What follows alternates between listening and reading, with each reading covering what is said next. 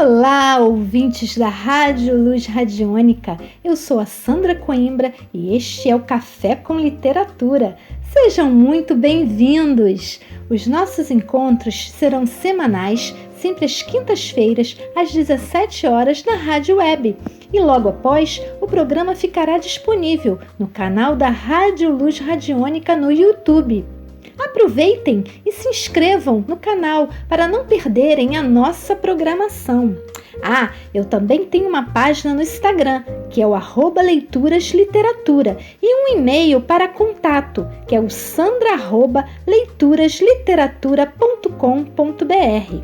O meu objetivo com este programa é incentivar a leitura literária. Então, embarque com a gente nesse universo mágico que é a literatura.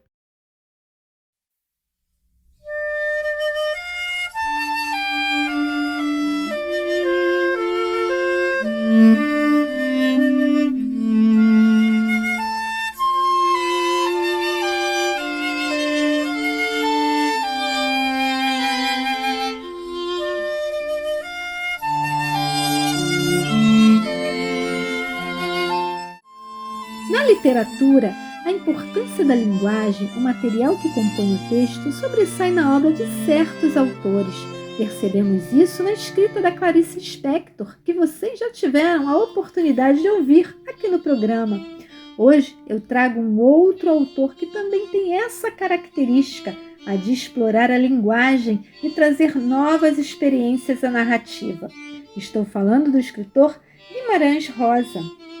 Ele nasceu em 1908 em Minas Gerais e aos 10 anos mudou-se para Belo Horizonte para estudar. Formou-se em medicina, mas sempre foi um apaixonado por literatura e línguas estrangeiras. Exerceu a medicina em uma cidade do interior de Minas, onde recuperou a convivência com o cenário da sua infância. Isso o inspirou mais tarde na sua obra literária. Também prestou concurso para o Itamaraty e tornou-se um cônsul, isto é, o responsável pelas relações entre seu país de origem e território estrangeiro. Guimarães Rosa só se consagra mesmo na literatura em 1946, quando publica o livro de contos Sagarana, que ganhou diversos prêmios. Logo após, vieram outros livros de contos, como Corpo de Baile, em 1956, Primeiras Histórias, em 1962 e Tutamela, em 1967. O seu único livro de romance, na verdade, é o mais aclamado da literatura brasileira e é O Grande Sertão Veredas, que foi publicado em 1956. O traço regionalista, ou seja, aquilo que é próprio de uma determinada região, definiu a geração de 1930 da literatura brasileira e aparece completamente transformado na obra de Guimarães Rosa. O autor recria a fala de jagunços e de vaqueiros de Minas, que vão além da visão regional. Guimarães Rosa, em seus textos, fala dos grandes dramas humanos, como a dor, a morte, o ódio, o amor, o medo, e muitas reflexões profundas também surgem na fala de homens simples, sem cultura, nos mostrando que todos nós podemos ter angústias em comum. E essas questões podem estar em qualquer lugar, tanto nos centros urbanos como nos vilarejos. Assim como alguns de seus personagens, o escritor era muito supersticioso. Ele adiou por 4 anos a sua posse na Academia Brasileira de Letras, porque tinha quase certeza que ao assumir a cadeira, algo de ruim lhe aconteceria. Pois bem, após ceder os apelos dos outros imortais da academia, ele marcou a sua posse, que foi no dia 16 de novembro de 1967. 3 dias depois da posse, Guimarães Rosa morre, vítima de um infarto. Do discurso da sua posse na Academia Brasileira de Letras. Ele disse assim, abre aspas, a gente morre é para provar que viveu. As pessoas não morrem, ficam encantadas, fecha aspas. O conto selecionado de hoje, desse renomado autor, Chama-se Soroko, Sua Mãe, Sua Filha e está no livro Primeiras Histórias. Os contos desse livro podem ser vistos como um conjunto em que o foco está no embate entre o que é sanidade e loucura. Também há histórias que abordam o amor, a infância, a violência e o misticismo. Acho que deu uma boa ideia da grandeza desse autor, não é mesmo? E o que ele pode nos tocar a alma. O convite que eu faço é: ouçam atentamente e entrem nesse universo do descobridor do sertão universal. E claro, para acompanhar, um bom café. Soroko, Sua Mãe, Sua Filha. Aquele carro parara na linha de resguardo desde a véspera. Tinha vindo com o expresso do Rio e estava lá, no desvio de dentro, na esplanada da estação. Não era um vagão comum de passageiros, de primeira, só que mais vistoso, todo novo. A gente reparando, notava as diferenças. Assim repartido em dois, num dos cômodos as janelas sendo de grades, feito as de cadeia para os presos. A gente sabia que, com pouco, ele ia rodar de volta, atrelado ao expresso daí de baixo, fazendo a parte da composição. Ia servir para levar duas mulheres, para longe, para sempre. O trem do sertão passava às 12h45. As pessoas já estavam de ajuntamento em beira do carro para esperar. As pessoas não queriam poder ficar se entristecendo, conversavam, cada um porfiando no falar com sensatez, como sabendo mais do que os outros a prática do acontecer das coisas. Sempre chegava mais povo, movimento. Aquilo quase no fim da esplanada, do lado do curral de embarque de bois, antes da guarita do guarda-chaves, perto dos empilhados de lenha. Soroko ia trazer as duas conforme. A mãe de Soroko era de idade, compara mais de uns 70. A filha, ele só tinha aquela. Soroko era viúvo. Afora essas, não se conhecia dele o parente nenhum. A hora era de muito sol. O povo caçava jeito que ficarem debaixo da sombra das árvores de cedro. O carro lembrava um canoão no seco, navio. A gente olhava nas reluzências do ar. Parecia que ele estava torto, que nas pontas se empinava. O borco bojudo do telhadinho dele alumiava em preto. Parecia coisas de invento de muita distância, sem piedade nenhuma, e que a gente não pudesse imaginar direito nem se acostumar de ver, e não sendo de ninguém. Para onde ia no levar as mulheres era para um lugar chamado Barbacena, longe. Para o pobre, os lugares são mais longe. O agente da estação apareceu, fardado de amarelo, com um livro de capa preta e as bandeirinhas verde e vermelha debaixo do braço. Vai ver se botaram água fresca no carro, ele mandou. Depois, o guarda-freios andou mexendo nas mangueiras de engate. Alguém deu aviso. Eles vêm! Apontavam da rua de baixo, onde morava Soroko. Ele era um homenzão, brutalhudo de corpo, com a cara grande, uma barba fiosa, encardida em amarelo e os pés com alpercatas. As crianças tomavam medo dele, mas da voz, que era quase pouca, grossa, que em seguida se afinava. Vinham vindo com o trazer de comitiva. Aí paravam. A filha, a moça, tinha pegado a cantar, levantando os braços. A cantiga não vigorava certa, nem no tom, nem no se dizer das palavras, o nenhum. A moça punha os olhos no alto, que nem os santos e os espantados, vinha enfeitada de disparates, num aspecto de admiração. Assim, com panos e papéis de diversas cores, uma carapuça em cima dos espalhados cabelos e enfunada em tantas roupas, ainda mais misturas, tiras e faixas dependuradas, virundangas, matéria de maluco. A velha só estava de preto, com um fichu preto. Ele batia com a cabeça nos docimentes. Sem tanto que diferentes, elas se assemelhavam. Soroco estava dando o braço a elas, uma de cada lado. Em mentira, parecia entrada em igreja no casório. Era uma tristeza, parecia enterro. Todos ficavam de parte, a chusma, de gente não querendo afirmar as vistas por causa daqueles transmodos e despropósitos de fazer risos e por conta de Soroco, para não parecer pouco caso.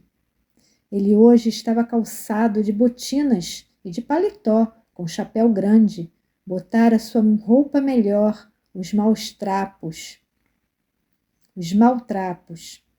Estava reportado e atalhado, humildoso. Todos diziam a ele seus respeitos, de dó. Ele respondia: Deus vos pague essa despesa. O que os outros se diziam, que Soroco tinha tido muita paciência, sendo que não ia sentir falta dessas transtornadas pobrezinhas, era só um alívio. Isso não tinha cura, elas não iam voltar, nunca mais. De antes, Soroco aguentara de repassar tantas desgraças, de morar com as duas, pelejava. Daí, com os anos, elas pioraram. Ele não dava mais conta, teve que chamar a ajuda que foi preciso. Tiveram que olhar no socorro dele, determinar de dar as providências de mercê. Quem pagava tudo era o governo, que tinha mandado o carro. Por forma que, por força disso, agora iam remir com as duas em hospícios, o se seguir. De repente, a velha se desapareceu do braço de Soroco, foi se sentar no degrau da escadinha do carro. Ela não faz nada, seu agente. A voz de Soroco estava muito branda. Ela não acode quando a gente chama. A moça aí tornou a cantar, virada para o povo. O auar, a cara dela era um repouso estatelado, não queria dar-se em espetáculo, mas representava de outrora as grandezas impossíveis. Mas a gente viu a velha olhar para ela com um encanto de pressentimento muito antigo, um amor extremoso. E principiando baixinho, mas depois puxando pela voz, ela pegou a cantar também, tomando o exemplo, a cantiga mesmo da outra, que ninguém não entendia. Agora elas cantavam junto, não paravam de cantar.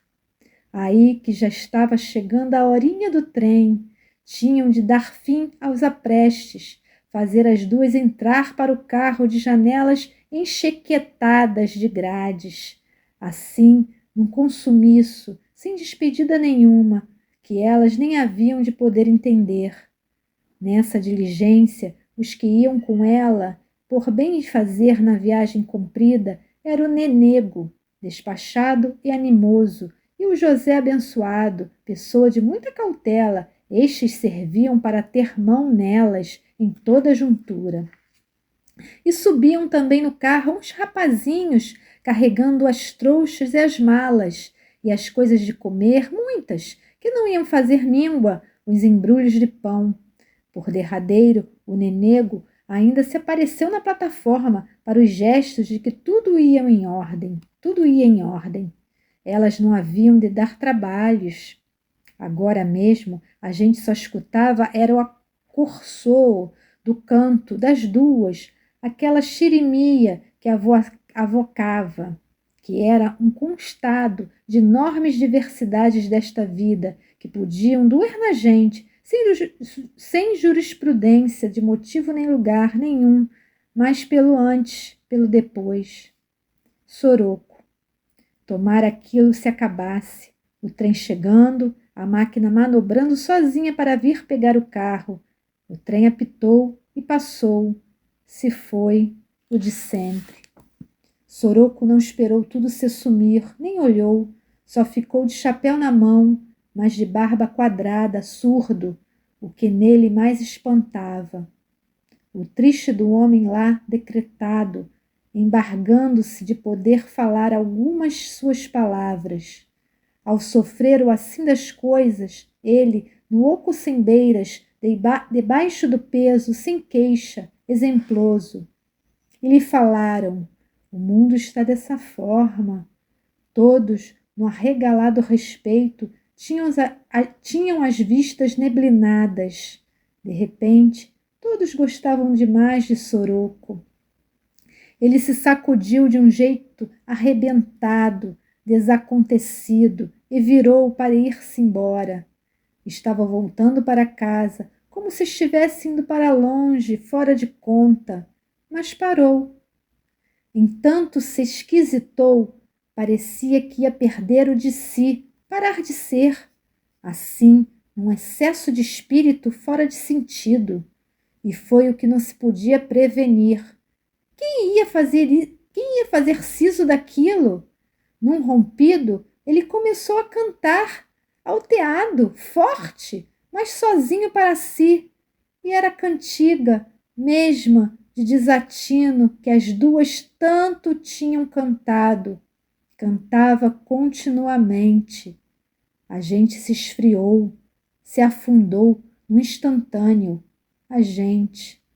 E foi sem combinação, nem ninguém entendia o que se fizesse, todos, de uma vez, de dó de Soroco, principiaram também a acompanhar aquele canto sem razão. E com as vozes tão altas, todos caminhando com ele, Soroco, e canta, que cantando atrás dele, os mais de detrás quase que corriam, ninguém deixasse de cantar. Foi o de não sair mais da memória. Foi um caso sem comparação. A gente estava levando agora o Soroco para a casa dele, de verdade. A gente, com ele, ia até aonde que ia aquela cantiga. Tanto em Guimarães Rosa como em Clarice Lispector, o trabalho com a linguagem é a principal ferramenta para a criação literária. Eu acho que deu para a gente perceber isso, não é? Que a gente ouviu um texto da Clarice no início de junho e ouvindo agora um texto de Guimarães Rosa. E eu já preparo vocês para o próximo texto da semana que vem, que será de vamos dizer, um bebedor da fonte desses dois autores. Mas aguardem, que eu não vou contar agora, só na próxima semana. Guimarães Rosa disse certa vez que ele queria ser um crocodilo vivendo no Rio São Francisco. Por que um crocodilo? Porque ele amava os grandes rios, pois são profundos como a alma de um homem. Porque na superfície são muito vivazes e claros, mas nas profundezas são tranquilos e escuros como o sofrimento dos homens. Amores, fico por aqui.